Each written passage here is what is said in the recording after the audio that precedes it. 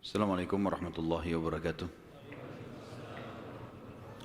Alhamdulillah, selalu kita memuji Allah subhanahu wa ta'ala, zat yang paling pantas untuk dipuji, dicintai, dihormati dan ditunduki. Karena memang kata kuncinya, La ilaha illallah, La ma'buda bihaqqin illallah. Tidak ada Tuhan yang berhak disembah di langit dan di bumi kecuali Allah.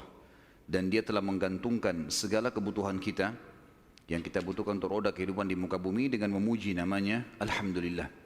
Maka sangat wajar kalau kita selalu mengucapkan kalimat yang mulia ini. Juga kita banyakkan salam hormat kita kepada manusia terbaik yang telah membawa kepada kita hukum halal haramnya Sang Pencipta, sehingga kita punya panduan hidup. Dan juga Sang Pencipta Allah telah menjadikan mengucapkan salam hormat kepada manusia terbaik ini sebagai ibadah buat kita dan pendekatan diri kepadanya. Juga dari sisi yang lain Sang Pencipta Allah bersama malaikatnya mengucapkan salam hormat kepada manusia terbaik ini. Maka sangat wajar kalau kita selalu mengucapkan salawat dan taslim kepada Nabi besar Muhammad sallallahu alaihi wasallam. Setelah panjang lebar kita jelaskan masuk Yahudi ke Jazirah Arab, Nasrani, bagaimana juga kekuatan dari Najasyi Afrika masuk ke Yaman, bagaimana Yaman dikuasai oleh Persia, kemudian bagaimana akhirnya wilayah Yaman masuk Islam. Kita akan masuk sekarang lebih dalam lagi membahas tentang kelahiran Nabi Sallallahu Alaihi Wasallam. Kita akan masuk mengerucutkan bahasan ke Mekah. Bahasan ini tentu akan saya mulai dari seorang tokoh Mekah bernama Qusay bin Kilab. Qusay bin Kilab. Qusay bin Kilab ini adalah salah satu keturunan dari Fikhir. Dan Fikhir adalah nama lainnya Quraisy. Jadi Quraisy itu julukan, karena si Fikhir ini seperti saya jelaskan tadi siang, kalau seseorang di negeri Arab atau suku Arab itu memiliki kelebihan fisik, kepintaran, kekayaan, keturunan, maka dinisbatkan suku padanya. Kebetulan dari turunan Ismail alaihissalam di Mekah dan turunan suku Jurhum, ada satu orang yang sangat menonjol bernama Fikhir, dan Fikhir ini karena dia menonjol maka diberikanlah nama lainnya Quraisy. Dinisbatkanlah suku Mekah namanya Quraisy. Salah satu turunan Fikhir ini yang merupakan turunan Ismail alaihissalam dan turunan suku Jurhum adalah Qusay bin Kilab. Kalau teman-teman masih ingat, di pertemuan kita pada bulan yang lalu saya pernah menekankan tentang kisah Mekah awalnya dihuni oleh suku Jurhum yang hijrah dari Yaman, kemudian tinggal bersama Hajar dan Ismail alaihissalam. Berjalan bertahun-tahun sampai Ibrahim dan Ismail alaihissalam meninggal dunia, datang satu suku Arab yang ingin merebut Mekah dan berhasil, namanya suku Khuza'ah. Masih ingat ya? Tidak ada suara, senyap, berarti memang lupa semua. Jadi suku Khuza'ah ini datang merebut, dan salah satu pimpinan Khuza'ah Amr bin Luhai yang memasukkan patung di Jazirah Arab di Mekah, gitu kan. Suku Khuza'ah ini berkuasa di Mekah sampai 500 tahun. Dan pada saat Jurhum dikalahkan oleh Khuza'ah, suku Jurhum sempat menimbun air Zam-Zam. Jadi 500 tahun mereka memimpin di Mekah, nggak ada sama sekali air. Kita bahas sekarang tentang keadaan satu orang tokoh ini, karena kalau panjang kita ceritakan panjang lebar Mekah ini cukup panjang, tokoh-tokohnya banyak, tapi saya ingin mengerucutkan ke Qusay bin Kilab. Qusay bin Kilab ini salah satu turunan Jurhum dan turunan Ismail alaihissalam. Dia sempat berpikir, bagaimana bisa ini setelah 500 tahun ya? Bagaimana bisa Mekah ini yang tadinya dikuasai oleh suku dia Jurhum dan juga kakeknya Ismail alaihissalam direbut oleh Khuza'ah. Walaupun di Mekah itu suku Khuza'ah sama suku Jurhum sudah berbaur ya, karena sudah terlalu lama ratusan tahun, akhirnya mereka berbaur satu sama yang lain, tetapi tetap kekuasaan kerajaan di bawah kekuasaan Khuza'ah. Qusay bin Kilab lalu memperbaiki keadaan ekonominya. Dia berbisnis, dia berdagang, sampai Allah membukakan kekayaan yang sangat banyak. Pada saat itu teman-teman sekalian, Raja Mekah dari suku Khuza'ah bernama Hulail. Hulail ini memiliki seorang anak wanita, anak tertuanya, terkenal dengan kecantikannya, anak raja. Qusay bin Kilab datang dan melamar. Dan pada saat itu, dia orang kaya raya, dia punya kedudukan, dihormati di Mekah. Oleh Hulail diterima lamarannya. Selama ini, kalau suku Jurhum mau melamar suku Khuza'ah selalu ditolak umumnya. Karena memang ada persaingan dari dulu gitu kan. Mereka berbaur saling transaksi, kalau berdagang, bertetangga. Tapi pernikahan tidak. Pertama kalinya dari suku Jurhum diterima lamarannya. Itu adalah Qusay bin Kilab. Oleh Hulail, kepala suku sekaligus raja, kepala suku Khuza'ah sekaligus raja Mekah. Pada saat dia menikah dengan anaknya Hulail, Qusay ini menunjukkan yang terbaik, ya. Dia patuh, dia bantu mertuanya dan seterusnya, sampai mertuanya meninggal. Waktu mertuanya meninggal, Qusay menjalankan misinya. Dia lalu mengiklankan dan menobatkan diri menjadi raja Mekah pengganti mertuanya. Orang-orang yang dari suku Khuza'ah menolak. Bagaimana bisa kau jadi raja? Raja jelas dari Khuza'ah, kamu dari Jurhum, enggak boleh gitu. Maka pada saat itu terjadi perseteruan. Sampai akhirnya Qusay meminta pertolongan dari orang-orang sesuku dengan dia dari Jurhum, dan Khuza'ah juga berkumpul. Akhirnya terbentuk dua pasukan dan terjadi peperangan besar di Mekah. Pertumpahan darah yang sangat besar dan banyak sekali korban pada saat itu. Pada saat mereka melihat korban banyak sekali teman-teman sekalian, maka tokoh-tokohnya termasuk Qusay bin Kilab dan anak-anaknya Hulail yang merupakan ipar-ipar dari Qusay sendiri, mereka akhirnya sepakat, kita harus ada penengah nih yang mengambil hukum supaya dijelas siapa yang memimpin Mekah. Maka mereka akhirnya sepakat menunjuk satu orang yang dituakan di Mekah pada saat itu, dan memang umurnya sudah sangat tua. Orang ini namanya Ya'mur bin Auf. Ya'mur bin Auf, dia ditunjuk oleh orang-orang Quraisy dari Jurhum dan juga ditunjuk oleh orang-orang Khuza'ah, nunjuk. Dan diambillah sumpah atas nama Allah, apapun keputusan Ya'mur harus diterima. Baiklah, Ya'mur pada saat itu umurnya 120 tahun, orang yang sangat tua dan dituakan sekali, dihormati. Datang lalu mendudukkan Qusay dan anak-anaknya Hulail.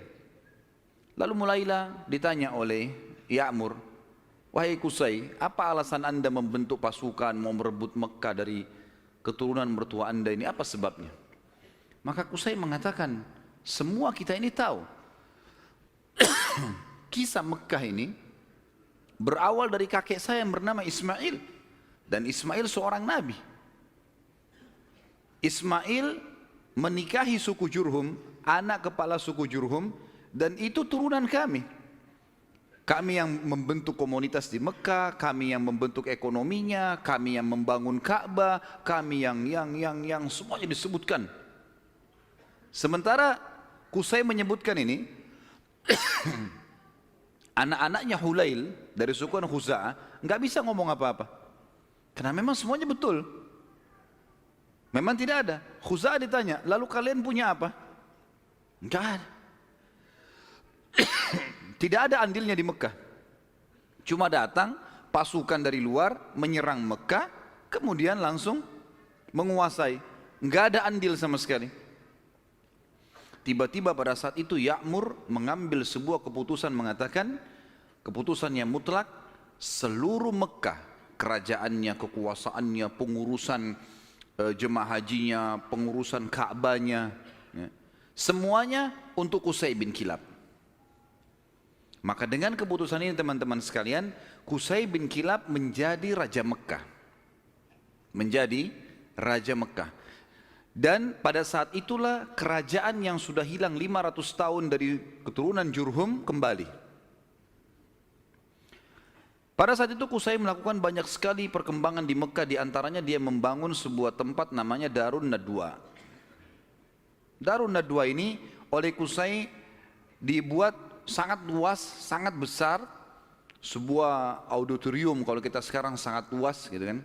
Tapi belum ada buku sejarah yang menyebutkan seberapa luas, seberapa dia menampung manusia. Tapi dari buku-buku sejarah disebutkan Darun Nadwa pada saat itu multifungsi. Dilakukan apa saja di situ.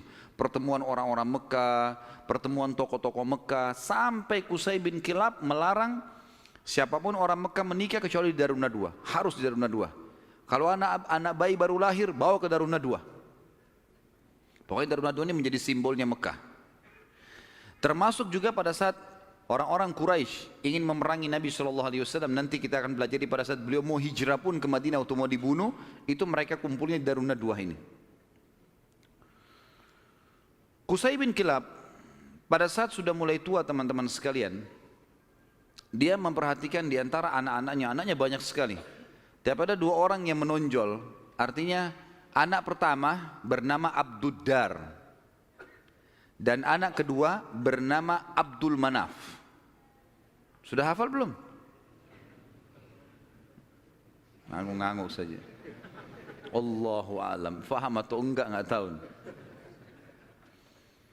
Abduddar dan Abdul Manaf. Abduddar anak pertamanya si Qusay. Abdul Manaf anak kesekian. Saya tidak temukan anak keberapa, tapi Abduddar karena anak pertama biasanya kalau dinisbatkan nama seseorang adalah nama anak pertamanya. Jadi Qusay ini dipanggil Abu Abduddar gitu. Tapi Abduddar ini orangnya lemah secara fisik. Dia nggak punya keterampilan, nggak punya kepintaran, sehingga tidak punya kedudukan di tengah-tengah masyarakat. Sementara adik-adiknya semua, terutama Abdul Manaf, menonjol sekali. Punya suara, berdagang, majulah gitu. Maka Qusay ingin anaknya ini, Abduddar, punya kedudukan. Apa yang dia lakukan?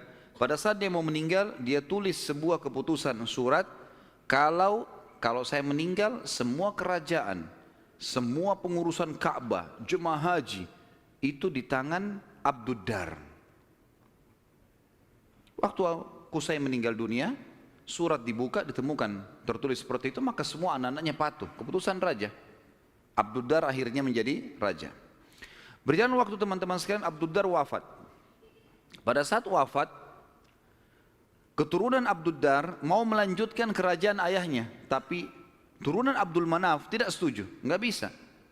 Abduddar ini, paman kami dulu ini, ayah kalian, itu dipilih oleh kakek kita semuanya, Qusay, karena dia nggak punya kedudukan dan kemuliaan.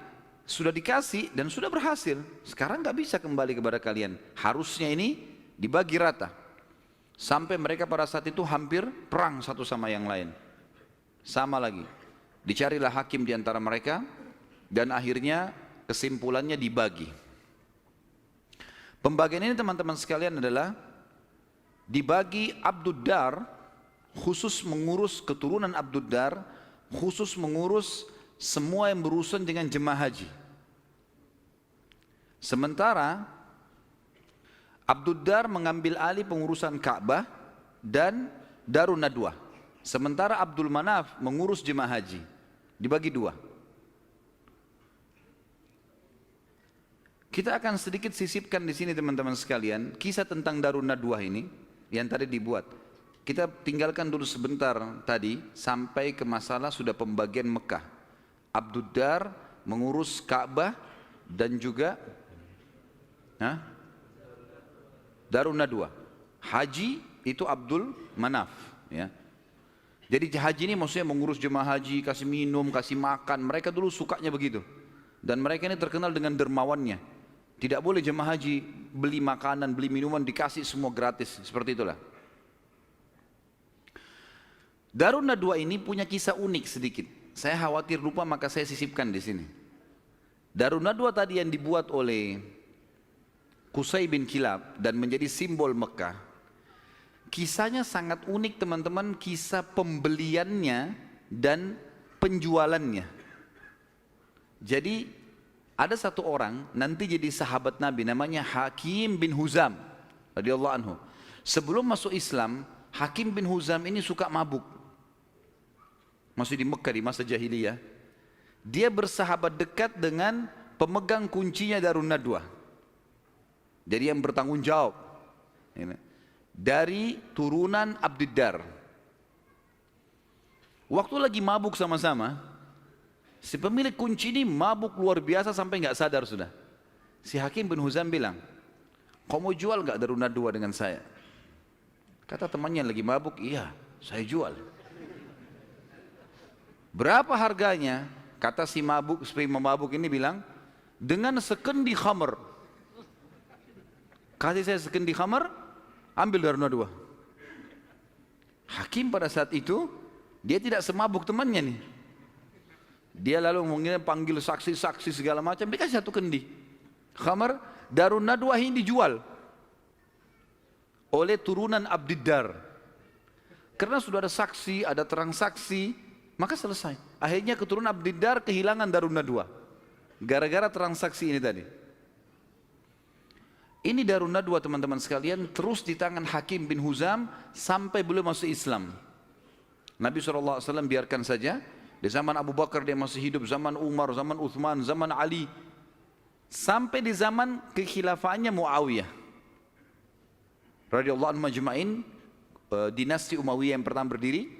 Muawiyah anaknya Abu Sufyan. Abu Sufyan dulu tokoh Mekah kan gitu. Radhiyallahu anhu majma'in, karena Abu Sufyan juga sempat masuk Islam di pembebasan kota Mekah. Maka pada saat itu Hakim bin Huzam di zaman Muawiyah menjual Darun Nadwa. Dijual sama dia dengan harga 100.000 dinar. Mahal sebenarnya. Tapi Darun Nadwa ini kedudukannya besar di Quraisy. Muawiyah bilang, menghardik dia, hai Hakim, ngapain kau jual Darun Nadwa dengan harga 100.000 dinar? Itu bisa tidak ada nilainya. Peninggalan dari Qusay bin Kilab, gitu kan? Raja pertama Mekah setelah 500 tahun ditinggalkan oleh Jurhum, gitu. Maka kata Hakim radhiyallahu anhu, wahai Amir Mukminin, sekarang kita sudah Muslim. Penilaian mulia dan bukan mulia itu bukan dari peninggalannya Qusay bin Kilab, tapi kita pengikut Nabi Muhammad SAW. Dan saya dulu demi Allah membelinya dengan sekendi khamr. Sekarang 100.000 dinar banyak sekali. Dan Anda menjadi saksi bersama dengan seluruh muslimin yang ada di sini, kalau 100.000 dinar ini saya sedekahkan di jalan Allah. Kisahnya begitu. Jadi kisah Darun Nadwa, karena tadi kita sempat singgung, ada proses pembelian lepas dari tangan keturunan Abdiddar dan bagaimana proses penjualannya setelah itu. Tentu sekarang sudah tidak ada semuanya ini, tapi ini kisah pada saat itu. Baik, kita kembali teman-teman sekalian ke kisah kita. Abdul Manaf, tadi kan Abdiddar sama Abdul Manaf. Sekarang Abdiddar sudah kita sebutkan, diantaranya mereka menguasai Ka'bah dan Darun Nadwa. Dan sudah dijual, tinggal Ka'bah, perawatan Ka'bah, kiswahnya segala macam urusan mereka. Abdul Manaf bertanggung jawab tentang jemaah haji, kan itu. Abdul Manaf ini teman-teman sekalian punya seorang anak bernama Hashim. Hashim ini punya anak bernama Syaibah. Garis bawahi nama Syaibah ini. Tadi sudah makan siang belum ini? Banyak nama yang harus dihafal nih. Kita kerucutkan bahasan tentang Abdul Manaf punya anak namanya Hashim. Hashim punya anak Syaibah. Garis bawah Syaibah ini. Kita akan bahas Syaibah ini. Hashim ini ayahnya Syaibah, waktu menikah dengan istrinya, ibunya si Syaibah, karena mulianya, ini tradisi jahiliyah dulu ya, karena kedudukan si ibunya Syaibah ini tinggi di sukunya, anak kepala suku, maka ismah itu cerai di tangannya ibunya. Ibunya bisa menceraikan suaminya, hukum dulu. Berjalan waktu, meninggal Hashim. Syaibah ini ikut sama ibunya ke perkampungan ibunya. Ada satu ya, anaknya atau saudaranya Hashim ya. Saudaranya Hashim ini, jadi Abdul Manaf punya beberapa anak, diantaranya Hashim yang punya anak Syaibah, ada juga anaknya yang lain bernama Muttalib. Anaknya si Abdul Manaf ini. Muttalib ini namanya orang, ya. Muttalib ini datang ke perkampungan Syaibah, ibunya Syaibah, lalu dia berkata kepada ibunya, ini ayahnya Hashim sudah meninggal, tapi anak ini keturunan Qusay bin Kilab, ini turunan raja di Mekah. Jangan ditinggalkan di kampung sini, ikut ke Mekah dengan saya. Siapa tahu nanti dia punya kedudukan di Mekah. Kata ibunya nggak bisa, ikut sama saya. Akhirnya kena cekcok nih, tanda kutip di sini. Maka ibunya Syaibah bilang, ini kita suruh pilih aja dia. Si Syaibah ini mau ikut siapa? Nanti kalau saya sebutin julukannya Syaibah ini baru antum bilang, oh iya itu orangnya. Kata si ibunya, pilih aja, Syaibah suruh milih. Dia mau tinggal sama saya di sini atau ikut sama anda ke Mekah? Lalu Muttalib tanya di depan ibunya, hai Syaibah, ikut sama saya ke Mekah atau kamu tinggal sama ibumu? Kata Syaibah, saya ikut sama paman saya, ikut ke Mekah. Maka pergilah ke Mekah. Waktu itu Muttalib ini naik unta, dia membonceng di belakangnya Syaibah. Muttalib ini teman-teman dikenal di Mekah suka beli budak, ya.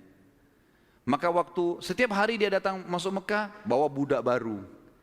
Waktu Syaibah dibonceng oleh pamannya Muttalib ini, orang-orang Mekah kira si Muttalib beli budak baru. Maka mereka bilang, Muttalib baru beli budak, di belakangnya Abdul Muttalib. Berarti hambanya si Muttalib nih. Sudah tahu nama Syaibah siapa? Yang antum kenalkan selama ini Abdul Muttalib. Namanya dia Syaibah. Jelas? Baik. 3 orang yang jawab, nggak apa-apa lah. Nasib, saya sudah teriak-teriak tapi Abdul Muttalib berarti namanya Syaibah. Jadi Abdul Muttalib bukan Muttalib nama Allah ya. Ini nggak ada dalam Asmaul Husna gitu. Tetapi di sini Muttalib nama pamannya. Karena sering beli budak, kemudian dia membonceng ponakannya. Orang-orang Mekah kira ini adalah budak baru. Maka dibilang Abdul Muttalib, hambanya Muttalib. Tapi karena itu sudah menjadi buah bibir di Mekah, akhirnya terkenal dengan Abdul Muttalib. Baik. Abdul Muttalib ini yang tentu kita sudah tahu adalah kakek Nabi SAW. Kita masuk mengerucutkan bahasan sekarang ke Abdul Muttalib nih, si Syaibah. Kita sudah kerucutkan bahasan dari Abdul Manaf, ada anaknya Hashim, Hashim punya anak Syaibah. Syaibah ini Abdul Muttalib. Kita harus kerucutkan begitu supaya nanti ngerucut ke Nabi SAW. Karena kalau melebar akan jalur nasab Quraisy banyak sekali. Abdul Muttalib ini pada saat dia masuk ke Mekah, kemudian dia menikah, Allah karuniakan dia 1 orang anak. Anaknya diberi nama Harith, 1 anak dikasih. Waktu Harith sudah mulai bujang, mencapai umur sekitar 17 tahun, Abdul Muttalib ini Syaibah mimpi malam-malam. Dia mendengar suara dalam mimpinya, ihfirit tiba. Maksudnya galilah tiba. Tiba itu sesuatu yang baik. Lalu dia bertanya, mat tiba? Apa itu tiba? Hilang suara itu. Hari kedua dia mimpi lagi. Dengar lagi suara, ihfiril barrah. Galilah sesuatu yang baik, yang bermanfaat. Dia tanya, mal barrah? Apa itu barrah? Yang baik itu apa? Hilang lagi suara itu. Hari ketiga dia mimpi lagi, ihfiril madmunah. Gali sesuatu yang terjamin. Dia tanya, mal madmunah? Apa itu madmunah? Hilang lagi.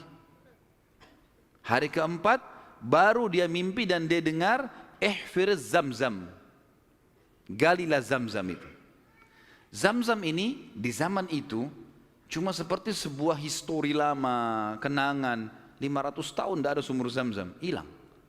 Jadi selama Khuza'ah berkuasa teman-teman sekalian di Mekah, mereka selalu mendatangkan air dari luar, beli mahal dari luar Mekah, sumur-sumur di luar Mekah. Abdul Muttalib ini pernah dengar kalimat Zamzam, penasaran dia. Terus dia tanya, dalam mimpi dia tanya, Mas Zamzam, apa itu Zamzam? Lalu keluarlah suara itu mengatakan, dan dia dengar pada saat itu ya, kalau dalam buku-buku sejarah disebutkan, La tanzifu abada, sesuatu yang tidak akan pernah rusak.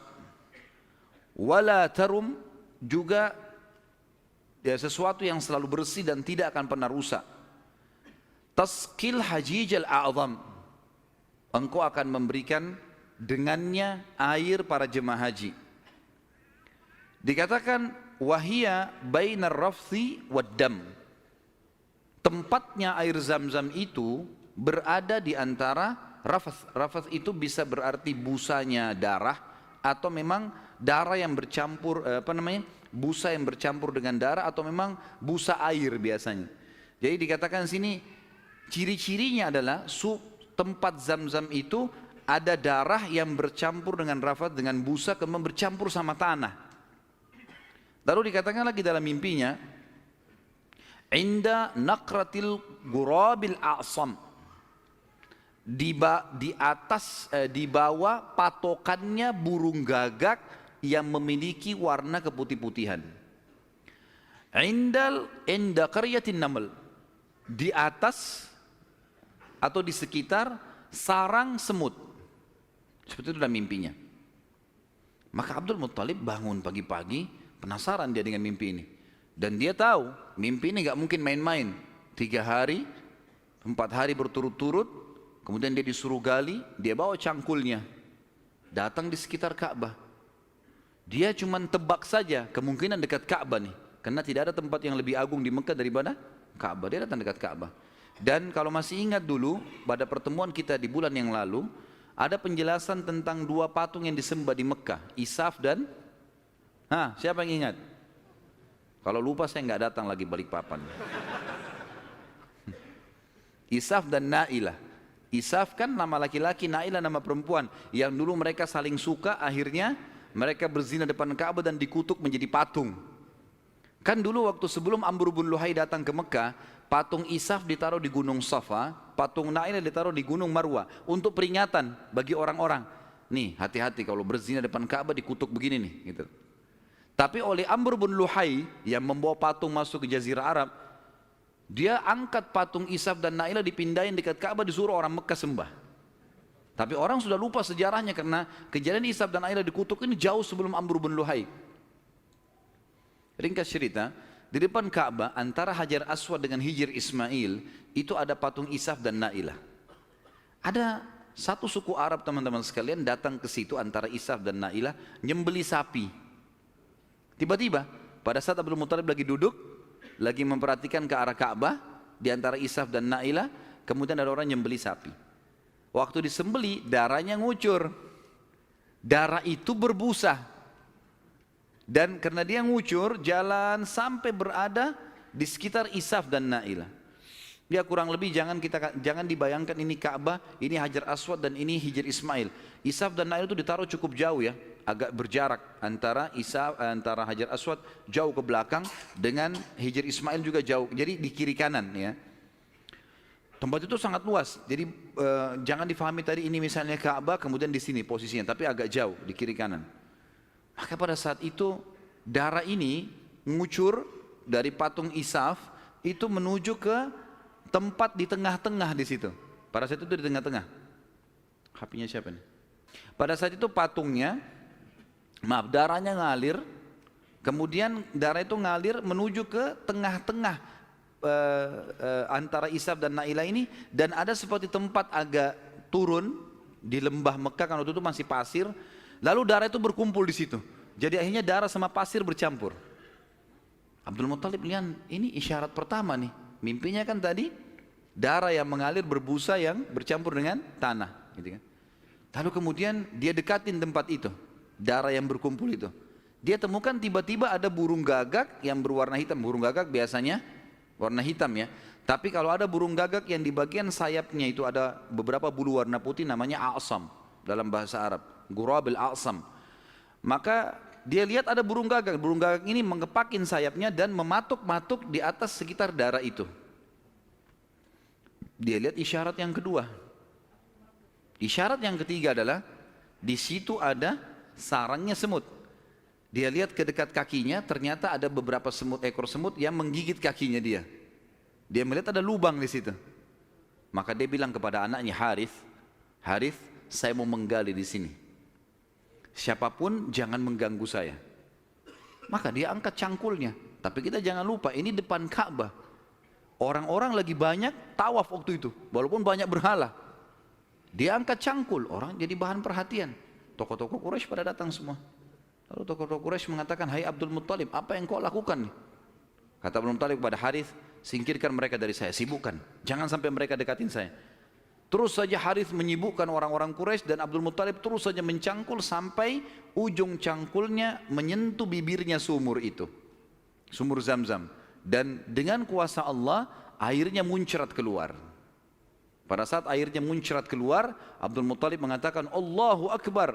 Karena memang mereka menggunakan bahasa Arab dan kalimat Allahu Akbar itu sudah biasa mereka ucapkan. Gitu kan? Maka orang-orang Quraisy tahu kalau Abdul Muttalib sudah dapat target. Dan mereka kaget waktu lihat air muncrat. Air di depan Ka'bah. Selama ini selalu ambil dari luar. Ini kemuliaan abadi gitu kan.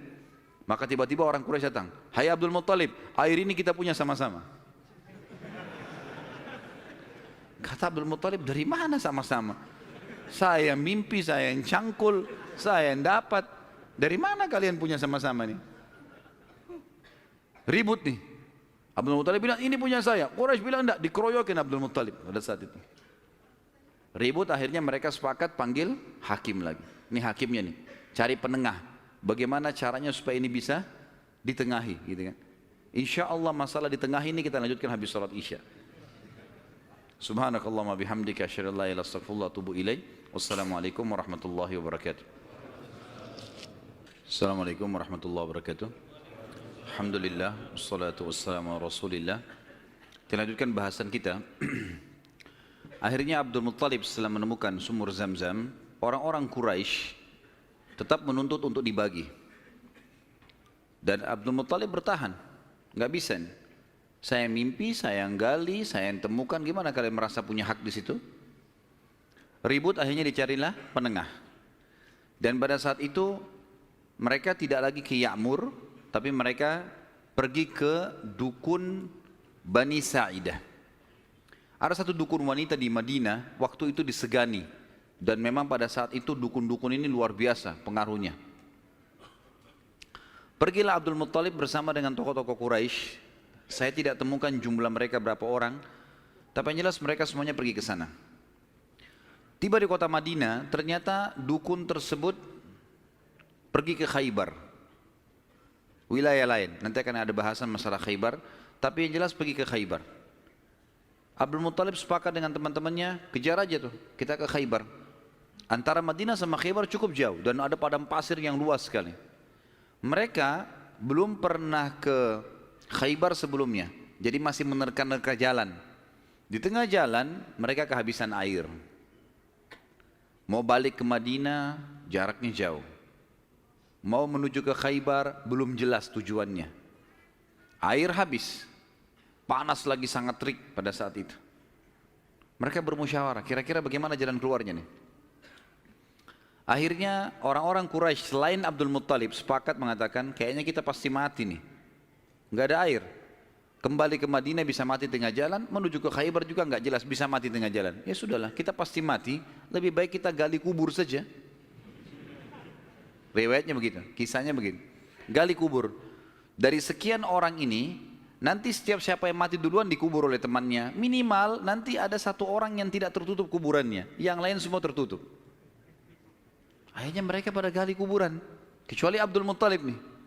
Abdul Muttalib bilang ini bukan ide yang tepat nih. Masa kita menyerah? Lebih baik coba kita cari jalan.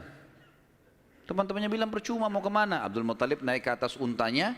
Begitu untanya bergerak, dari pijakan kakinya untanya Abdul Muttalib keluar muncrat air di padang pasir itu.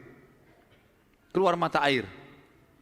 Lalu Abdul Muttalib melihat, dia turun dari untanya, dia minum airnya, untanya dikasih, lalu diajak teman-temannya, ayo nih ada air minum. Teman-temannya heran, di padang pasir ada air. Maka akhirnya mereka sepakat mengatakan, demi Allah yang telah memberikan, demi Allah sungguh ya, yang telah memberikan air kamu di sini, Allah Subhanahu wa taala, dialah yang telah memberikan kamu air Zam-Zam. Zam-Zam punya kau, hai Abdul Muttalib. Gara-gara ini akhirnya Zam-Zam jadi miliknya Abdul Muttalib. Dan Abdul Muttalib keturunan dari Abdul Manaf.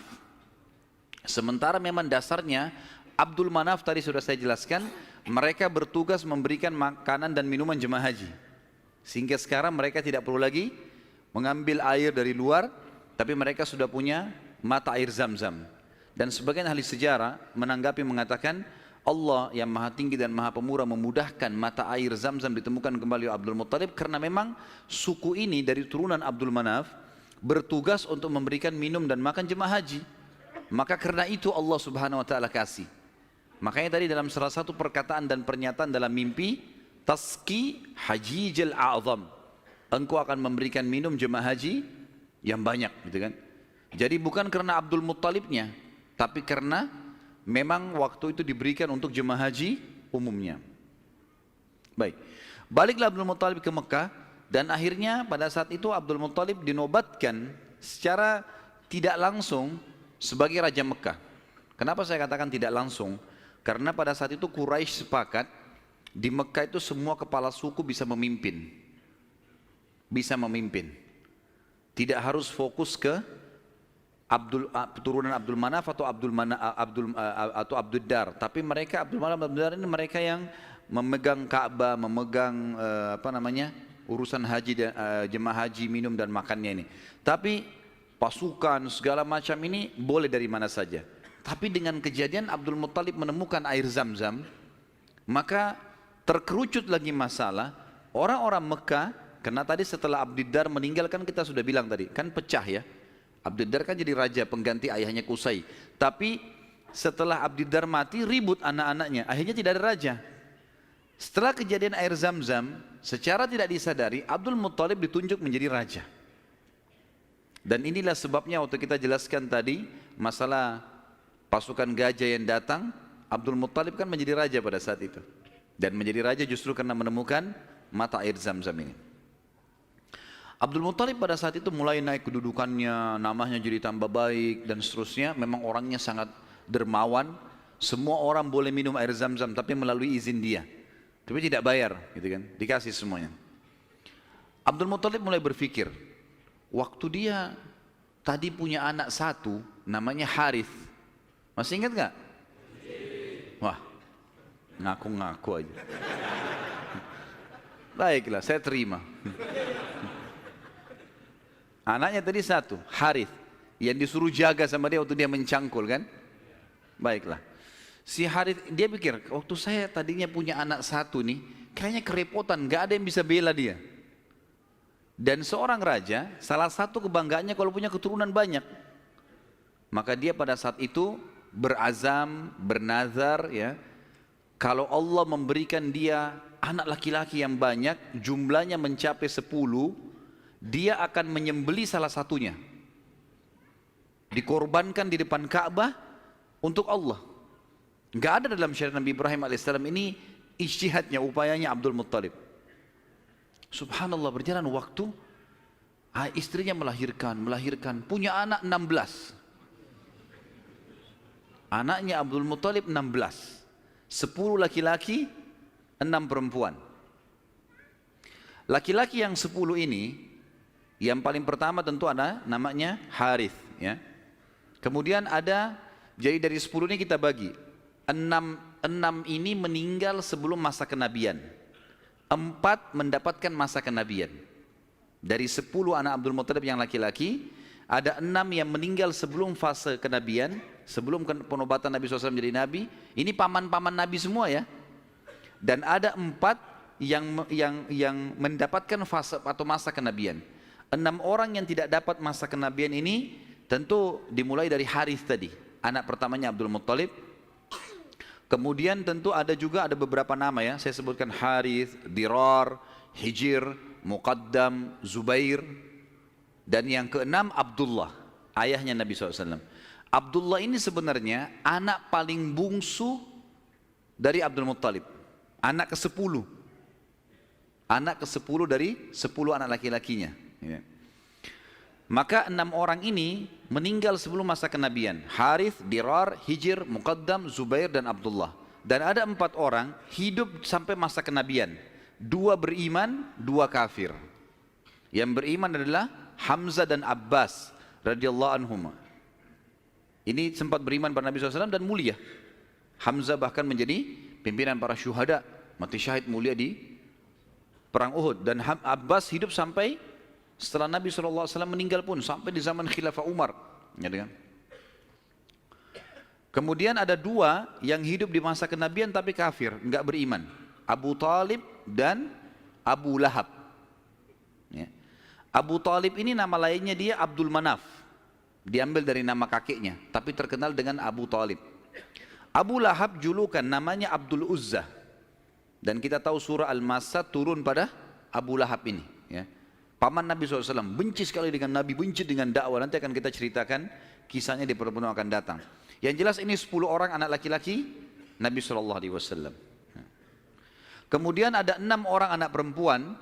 Yang pertama Sofia. Sofia ini ibunya Zubair bin Awam radhiyallahu anhu.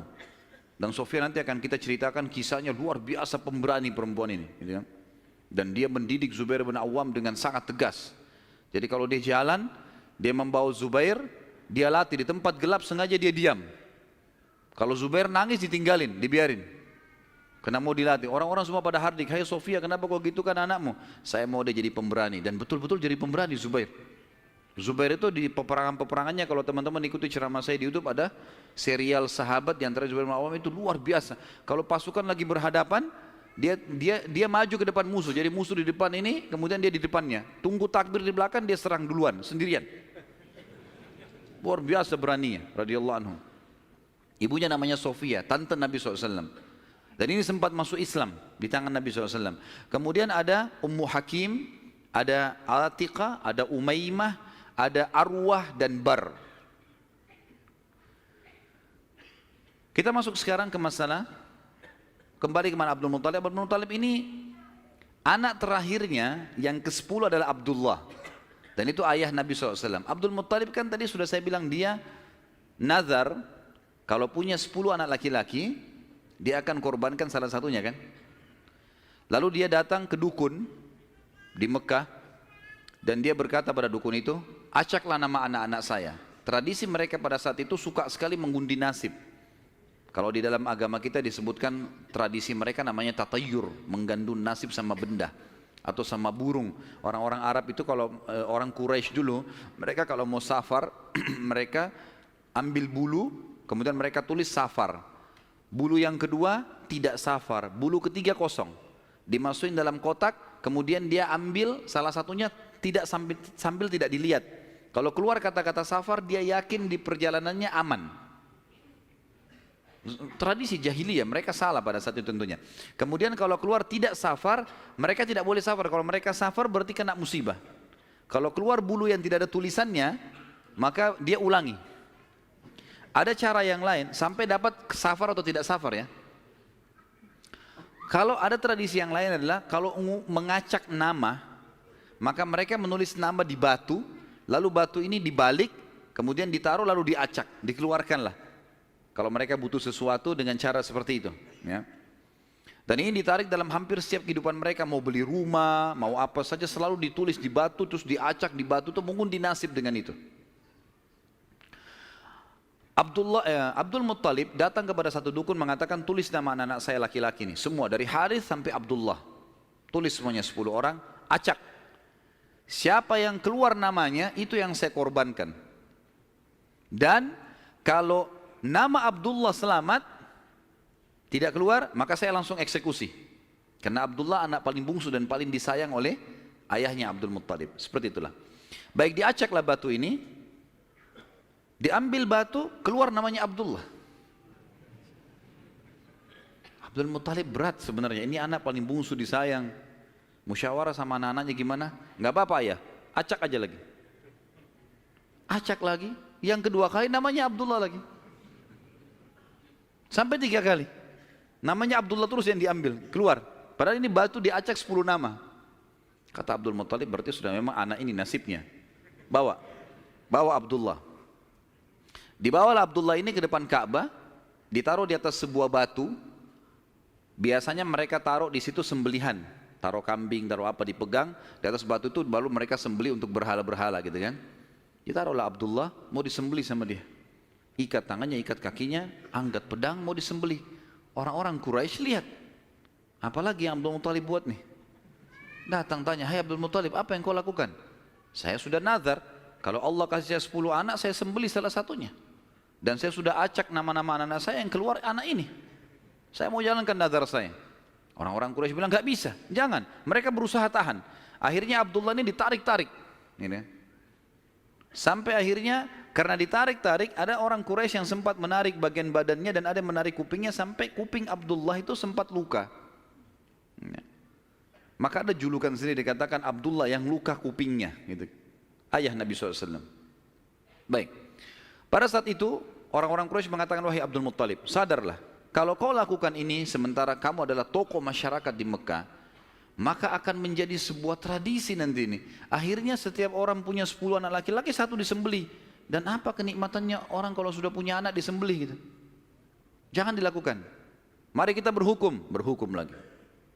Cari hakim, kembali kepada wanita dukun di Madinah, suku Sa'idah tadi. Yang tadi pada saat pertama mau cari air Zam-Zam, mau miliknya siapa air Zam-Zam, kan mereka ke Madinah. Tapi dukunnya kan pergi ke Khaybar, nggak ketemu. Tidak sempat ketemu, akhirnya dapat air dari telapak kaki untanya Abdul Muttalib. Sekarang nggak, mereka pergi lagi ke sana ke Madinah, ketemu sama dukun itu. Tanya, bagaimana nih? Tentu ini bukan kita sedang mempromosikan dukun, dukun haram dalam agama. Setelah Islam datang nggak ada dukun ini. Kata Nabi SAW, siapa yang datang kepada dukun bertanya saja, bertanya. Terka tangannya, terka apa segala macam, tidak diterima sholatnya 40 hari. Yang datang bertanya percaya kufur kepada apa yang diturunkan kepada Muhammad SAW. Tapi kita sedang merentet histori pada zaman itu ya. Baik, pada saat itu teman-teman sekalian, dukun ini ditanya, berapa dia? Dia itu denda. Berapa dendanya orang di Mekah Quraisy kalau ada yang membunuh? Kata Abdul Muttalib 10 ekor unta. Jadi kalau orang membunuh, supaya dia tidak dibunuh, dia harus bayar ke walinya orang yang dibunuh 10 ekor unta. Kata si dukun, tulis namanya Abdullah di batu, tulis juga 10 ekor unta di batu yang lain. Balik acak. Ini ngundi nasib terus ini. Acak. Waktu diacak, kata dukunnya, kalau keluar namanya Abdullah, supaya Abdullah selamat, tambah batu yang ketiga, tulis 10 ekor unta lagi. Sampai Abdullah selamat. Kalau keluar nama unta, nah baru untanya, baru Abdullah selamat. Ditaruh batu 10 ekor unta sama Abdullah, diacak namanya Abdullah keluar. Tambah batu, 20 ekor unta sekarang, 10, setiap batu 10 ya. 10 ekor unta, batu kedua, keluar lagi namanya Abdullah. Terus sampai 10 batu. Sampai akhirnya ada 10 batu, semuanya tertulis 10 unta, satu namanya Abdullah. Waktu diacak setelah 10, diangkat keluar namanya Abdullah. Dan ini pastilah 10 batu semuanya unta, gitu kan.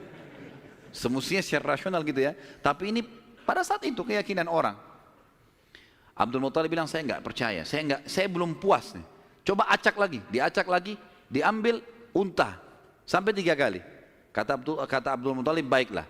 Kalau begitu saya akan sembelih itu 100 ekor unta. 100 ekor unta. Karena setiap batu 10, ada 10 batu, maka 100 ekor unta. Pada saat itu akhirnya dengan kejadian ini Abdullah selamat dari sembelihan atau dikurbankan.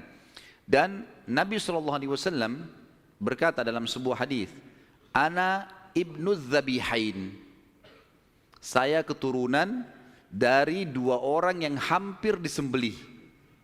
Ismail alaihissalam oleh ayahnya Ibrahim dan Abdullah oleh ayahnya Abdul Muttalib. Baik, berjalan waktu teman-teman sekalian, Abdullah tumbuh besar dan mulai menjadi seorang pemuda yang cerdas, yang pintar, membantu ayahnya. Maka oleh Abdul Muttalib dinikahkan, dan dinikahkan oleh seorang wanita yang bernama Aminah. Dan Aminah dari turunan Abdul Manaf juga, jadi satu jalur, masih sepupu dengan Abdullah. Hanya saja dari Aminah ini, dari paman-pamannya Aminah itu dari penduduk asli Madinah, dari Aus dan Khazraj, dari suku Ansar di Madinah. Maka Nabi SAW di sini memiliki jalur dari 2 kota suci, Mekkah dan Madinah. Pada saat sudah selesai melahirkan, baru menikah, beberapa hari kemudian ada tanda-tanda kehamilan di Aminah. Kemudian Aminah pun sempat melihat di dalam mimpinya pada saat akan melahirkan atau pada saat hamil besar, melihat dalam mimpinya ia bermimpi bayi dalam kandungannya ini menyebarkan cahaya, dan cahaya itu menyebar ke seluruh muka bumi. Sebagian athar menyebutkan sampai ke Busra. Busra ini wilayah Irak sana, wilayah Persia gitu. Dan dia juga mimpi mengucapkan dalam mimpinya kalimat u'idzuhu billahil azim min kulli syarrin wa min kulli ainin wa min kulli hasid. Wa min kulli hasid. Tidak ada kata-kata ainnya. Artinya aku berlindung kepada Allah yang Maha Agung untuk bayi ini dari semua keburukan dan iri dengki orang lain. Berjalanlah hamil tersebut. Pada saat berumur beberapa bulan, ada sebagian ahli sejarah menyebutkan sekitar 6 bulan hamilnya Aminah di Nabi SAW dalam kandungan beliau, maka meninggallah Abdullah. Maka Nabi SAW jadi yatim sebelum lahir. Setelah itu Nabi SAW lahir, yang paling banyak dinukil oleh para ahli sejarah 12 Rabiul Awal di tahun gajah. Sudah kita sebutkan tadi, tahun gajah kejadian Ashabul Fil, dan tepatnya 50 hari setelah kejadian gajah itu, penghancuran gajah, 50 harinya disitulah lahir Nabi sallallahu alaihi wasallam. Ada yang perlu kita sebutkan teman-teman sekalian, walaupun sebenarnya menyebutkan ini bukan berarti Nabi SAW membutuhkannya, tidak sama sekali. Nabi SAW jauh lebih mulia daripada tanda-tanda ini. Tapi pada saat beliau lahir, ternukillah di Mekah, di Madinah, beberapa kejadian yang memang ahli sejarah angkat. Yang pertama, kejadian yang unik pada saat Nabi SAW lahir adalah terlihatnya bintang Ahmad namanya. Apa itu bintang Ahmad? Orang-orang Yahudi yang ada di Madinah itu meyakini kalau Nabi terakhir yang mereka tunggu di Madinah keluar itu, kalau dia lahir akan kelihatan bintang yang mereka istilahkan dengan bintang Ahmad, dan mereka mengukir-ngukir bintang itu sesuai dengan keterangan dari Taurat. Seperti itulah pemahamannya pada saat itu. Allahu alam tentang masalah kebenaran masalah bintang ini, tapi yang jelas kebenaran bintang itu bisa dipercaya atau tidak, karena kita dalam Islam tahunya bintang nggak boleh dipercaya gitu kan. Tapi ini pada saat itu dinukil oleh Hassan ibn Thabit radhiyallahu anhu, penyair Nabi SAW. Kebetulan umurnya dia beda 7 tahun dengan Nabi SAW. Beliau mengatakan setelah masuk Islam, setelah Nabi SAW hijrah ke Madinah, beliau mengatakan pada hari Nabi SAW lahir, aku kebetulan berada di salah satu benteng Yahudi, dan naiklah di malam hari kebetulan salah satu pendeta Yahudi lalu teriak dengan suara keras, wahai Yahudi, hai sekalian kaum Yahudi, sungguh telah terlihat pada malam ini bintangnya Ahmad, dan tidak terlihat kecuali pada saat ia lahir. Dan menurut Hassan ibn Thabit radhiyallahu anhu, memang umurnya beda 7 tahun dengan Nabi SAW, dan pada hari itu memang hari kelahiran baginda Nabi SAW. Yang kedua dinukil oleh para ulama tentang masalah kejadian-kejadian unik adalah Nabi SAW pada saat lagi Aminah melahirkan, maka dikatakan melahirkan tanpa ada rasa kesulitan sedikit pun, jadi sangat mudah. Bahkan sebagian athar menyebutkan Aminah tidak dibantu oleh orang. Tiba-tiba Nabi SAW keluar begitu saja. Dan yang ketiga, pada saat lahir, maka Nabi SAW dalam kondisi mengangkat kepalanya ke langit, seakan-akan orang yang sedang berdoa. Yang keempat, Nabi SAW lahir dalam kondisi sudah terkhitan. Sudah terkhitan. Yang kelima, Nabi SAW lahir juga tanpa terbebani lagi dengan sisa tali pusar, udah nggak ada. Lahir sudah terkhitan, ya, lahir sudah tidak ada tali pusarnya. Sampai poin di sini, sampai poin kelima ini, 4 poin ya, karena poin pertama tadi itu kejadian di Madinah. Jadi 4 poin ini, Aminah melahirkan dengan sangat mudah, Nabi SAW seperti berdoa ke langit, kemudian terkhitan, kemudian tali pusarnya sudah terlepas. Maka Abdul Muttalib kakeknya bangga sekali datang, sangat senang pada saat itu. Dia berkata, sungguh pada cucuku atau anakku ini ada perkara besar. Lalu Abdul Muttalib pun membawa bayi Nabi SAW ke Ka'bah saat baru lahir, dan ia yang memberi nama Muhammad.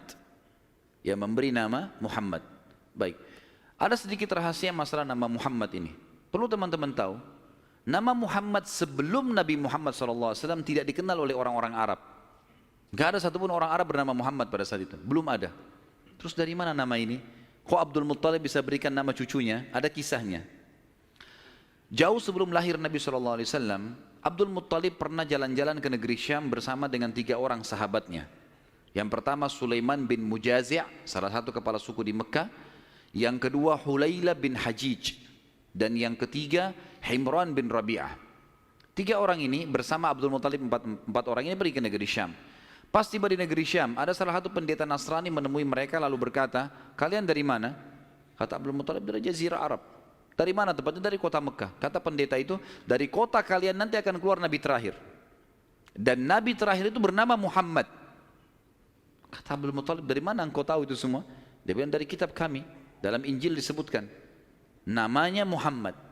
Maka keempat orang ini bertekad pada saat itu untuk memberikan nama kalau mereka dikaruniai anak setelah itu atau cucu, Muhammad. Dan dari 4 orang ini, pada saat balik ke Mekah, orang yang pertama mendapatkan cucu laki-laki adalah Abdul Muttalib. Itulah Nabi Muhammad SAW. Maka dia pun mengangkat bayi Nabi SAW lalu keliling di dekat Ka'bah lalu mengatakan, anak ini memiliki perkara yang besar. Aku memberikan nama Muhammad. Aku memberikan nama Muhammad. Terus dia mengucapkan kalimat itu. Kemudian selanjutnya teman-teman sekalian, yang keenam adalah goncangnya istana Kisra di Persia. Dan rubuhnya 14 teras istananya. Jadi ada teras-terasnya istana itu rubuh semua tanpa sebab. Rusak semuanya.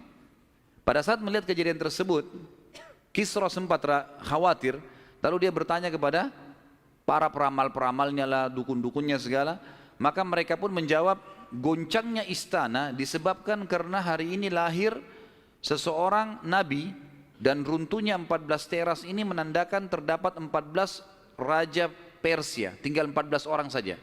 Selebihnya sudah runtuh kerajaan ini. Maka sempat Kisra bilang, 14 raja masih lama. Kalau satu raja punya 100 tahun umurnya, berarti 1400 tahun. Tapi tanpa disadari oleh Kisra, para ahli sejarah muslim menukil, tanpa membenarkan ramalan ini ya, kita bukan membenarkan. Karena ramalan itu semua, kalaupun bertepatan, karena mereka mencuri, syaitan mencuri berita dari langit. Bukan karena mereka tahu. Sebagaimana dijelaskan dalam ada hadits Nabi SAW. Dan ternyata setelah Kisra yang pada saat Nabi SAW lahir itu ada, anak-anaknya berselisih pendapat dan dalam waktu 4 tahun saja terjadi penggantian 10 orang Kisra. Mati semua, saling membunuh satu sama yang lain.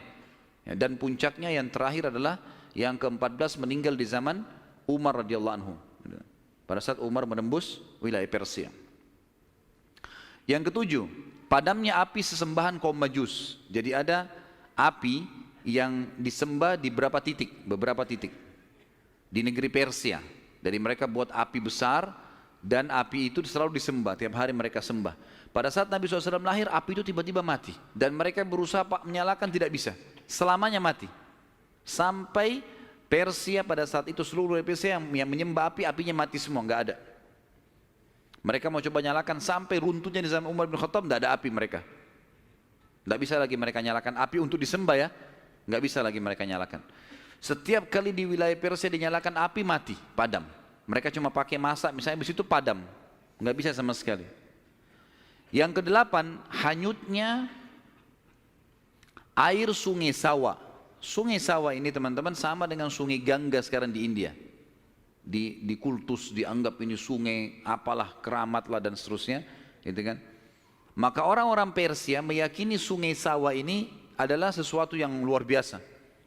Kalau ada yang mati mereka bakar lalu mereka lempar debunya di situ, airnya diambil dianggap suci, apalah segala macam.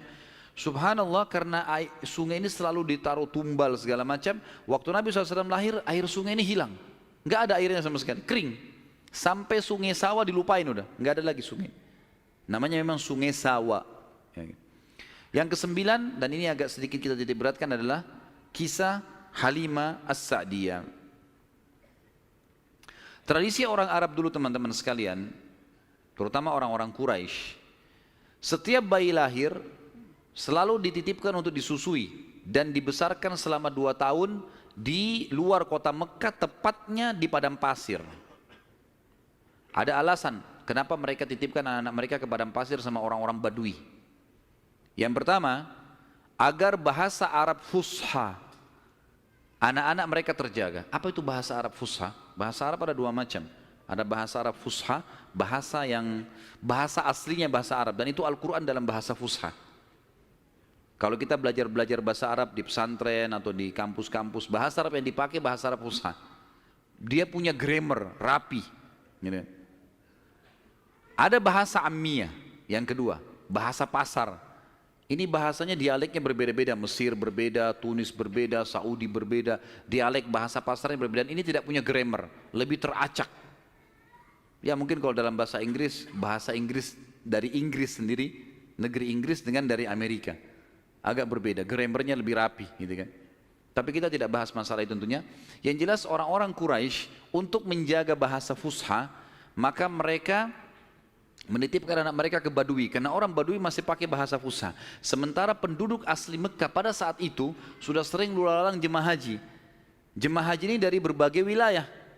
Makanya kita temukan bahasa Arab yang kalau tanda kutip ya, yang paling kacau itu bahasa Arabnya orang Mekah sampai hari ini. Karena bercampur baur antara bahasa Arab dengan bahasa Urdu, dengan bahasa Indonesia, dengan campur-campur. Jadi kalau kita ngomong sama mereka itu nggak jelas kadang-kadang. Memang orang-orang Mekah dikenal begitu, karena memang campur baurnya jemaah haji ini. Karena mereka nggak bisa bahasa Arab, mereka pakai bahasanya. Jadi orang sana terpaksa belajar bahasa Persia, belajar bahasa Melayu, belajar macam-macam. Seperti itulah.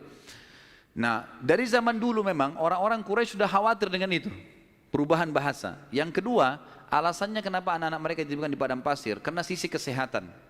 Padahal zaman dulu belum ada seperti kita ya, masalah kimia-kimia dan segala polusi udara masih belum ada. Tapi orang-orang Quraisy sudah berpikir itu. Anak-anak mereka ditinggalkan di padang pasir untuk menjaga kesehatan tubuh mereka, karena makanannya alami gitu kan. Hewan-hewan yang langsung disembelih, langsung dimakan, susu kambing yang diminum, memang sehat. Dan juga udara gitu kan.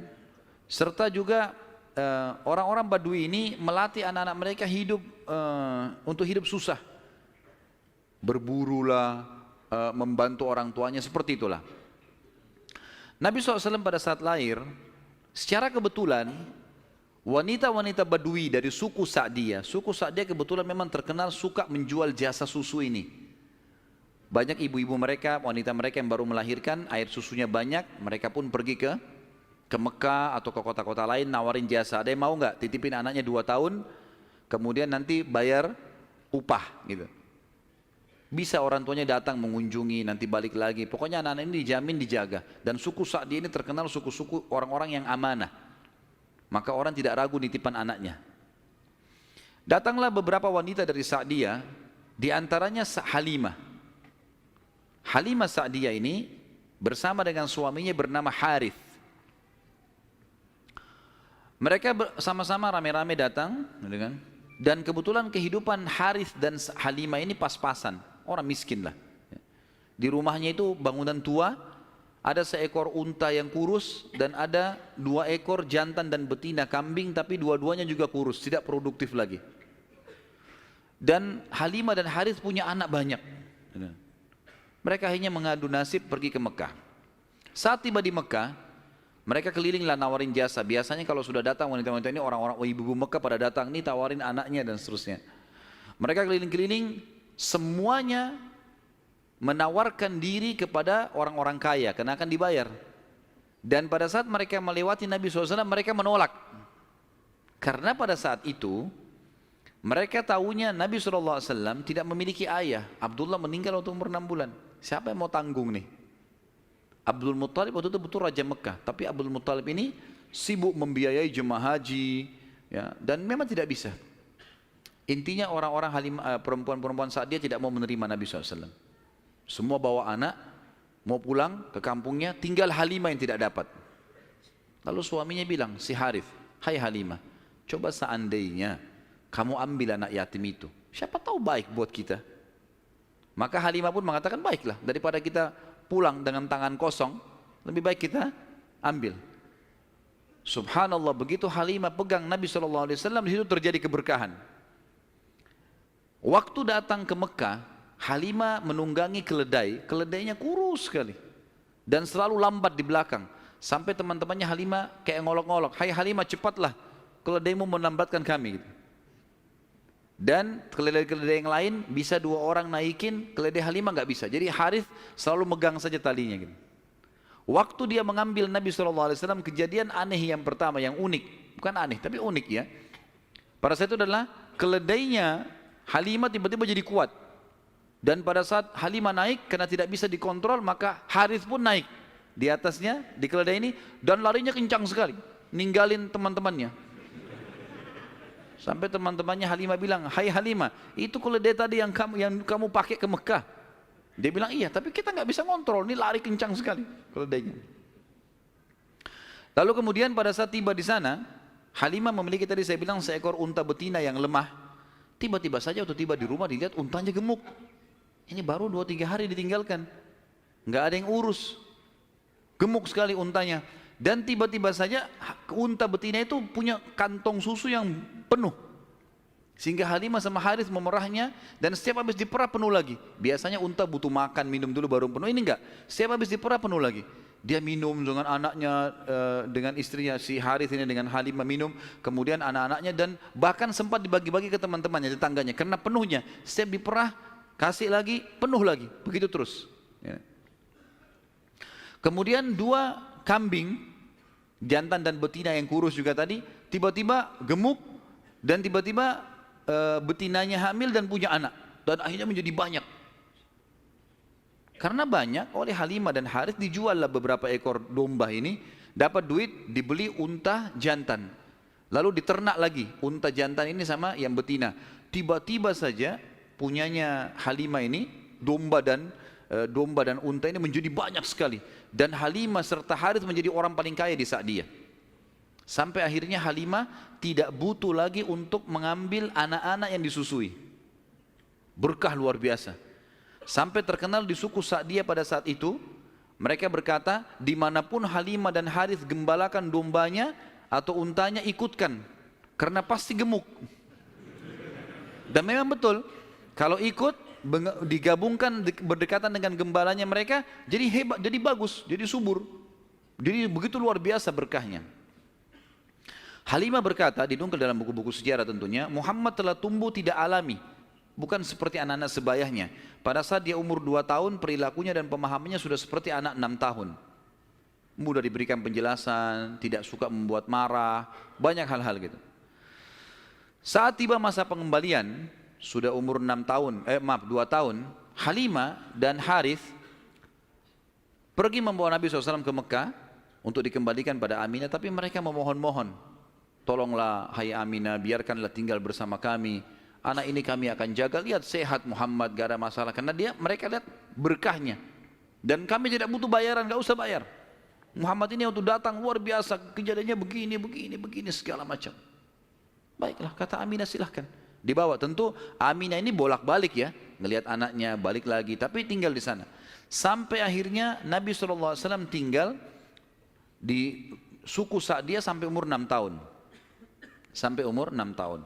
Nah, di umur 6 tahun ini teman-teman ada kejadian. Waktu Halimah lagi masak, tiba-tiba saja dari kejauhan anaknya lari. Jadi ada anak Halimah laki-laki dan perempuan yang kurang lebih sebaya dengan Nabi SAW. Ada yang lainnya tentu sudah besar-besar. Nah, si laki-laki ini yang lebih tua dari Nabi SAW lari-lari mengatakan, "Wahai ibu, saudaraku dari Quraisy telah dikeroyokin oleh 2 orang. Lihatlah." Maka Halimah ketakutan, keluar dari rumahnya, minta anaknya mana, tunjukin tempatnya, ditunjukin tempatnya. Begitu dilihat, ternyata Nabi SAW memang tergeletak di tanah. Lalu Halimah nanya, "Hai Muhammad, apa yang terjadi dengan kau?" Dalam riwayat-riwayat Bukhari itu umpamanya disebutkan ya, bahwasanya Nabi SAW mengatakan, ya, pada saat itu telah datang kepadaku 2 orang laki-laki yang menjatuhkanku ke tanah, kemudian membelah dadahku dan mengeluarkan sesuatu yang hitam darinya. Lalu kemudian menutupnya kembali. Nabi SAW dengan polos jawabnya gitu. Maka Halimah pun membuka baju Nabi SAW dan menemukan memang ada bekas jahitan. Karena ketakutan, Akhirnya Halimah bersama Harith membawa pulang Nabi SAW ke Mekah. Hai Aminah, ini anakmu, ini masih sehat ya, utuh, nggak ada apa-apa, ambillah kembali. Aminah kaget, kenapa kalian kembalikan? Dulu kalian yang ngotot mau tahan, kenapa sekarang memohon supaya diambil kembali? Kenapa? Akhirnya kena terdesak, mereka bilang, ada kejadian begini dan begitu. Lalu Aminah mengatakan, apakah kalian mengira bahwasanya anakku ini diganggu oleh syaitan? Tidak mungkin, karena pada saat aku sedang hamil, aku mimpi ada kalimat yang aku ucapkan, u'idzuhu billahil azim min kulli syarrin wa ainin hasid. Aku berlindung kepada Allah untuk bayi ini dari semua keburukan dan iri dengkinya orang lain.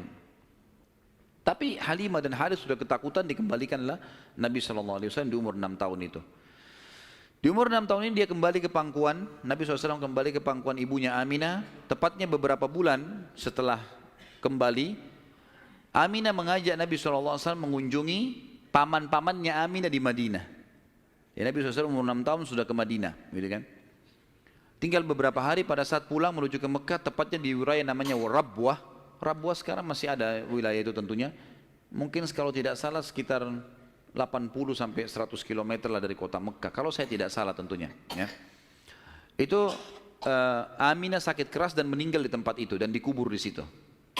Lalu Nabi SAW dibawa pulang ke Mekah oleh pembantunya Aminah dan diserahkan kepada kakeknya Abdul Muttalib. Dan Abdul Muttalib ini memelihara Nabi SAW dari umur 6 tahun sampai 8 tahun, 2 tahun. Di sini Nabi SAW belajar banyak sekali dari Abdul Muttalib, belajar kepemimpinan. Karena Abdul Muttalib ini pemimpin pada saat itu. Nabi SAW selalu di mana kakeknya, di situ dia. Terutama di majlis di Darun Nadwah.